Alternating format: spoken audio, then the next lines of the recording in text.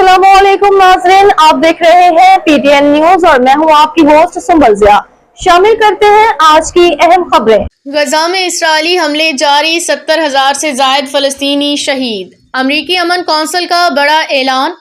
Lahore Israeli जारहियत रुकने का नाम नहीं ले रही। शुमाली गजा में ताज़ा फिजाई हमले में एक खातून शहीद जबकि मुतअद्दिद अफराद जख्मी हो गए। इलाके में गुज़श्ता रात होने वाली शदीद बारिश और तेज तूफान ने बेघर फलस्तीनियों की मुश्किलात मजीद बढ़ा दी।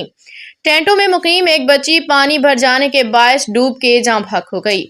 इंसानी हकूक तंजीमों के मुताबिक ये सूरत हाल इस बदतरीन इंसानी बहरान की अक्कासी है जो इसराइली मुहासरे और मुसलसल बमबारी ने पैदा की है।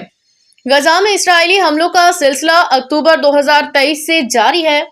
अब तक 70,000 से जायद फलस्तीनी शहीद हो चुके हैं जबकि 1,71,000 से जायद अफराद जख्मी हुए हैं।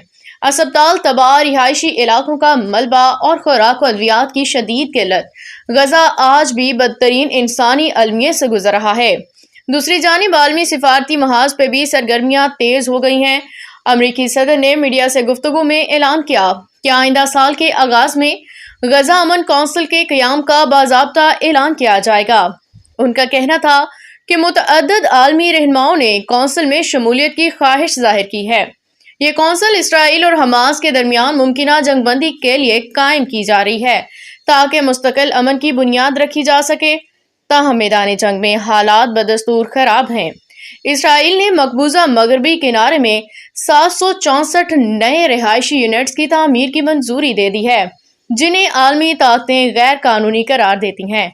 ये बस्ती 1967 की जंग में कब्जे में ली गई जमीनों पे बनाई जा रही है। न्यूज स्टूडियो से अब तक के लिए इतना ही। मजीद खबरों और अपडेट्स के लिए देखते रहें पीटीएन न्यूज। अल्लाह निगहबान।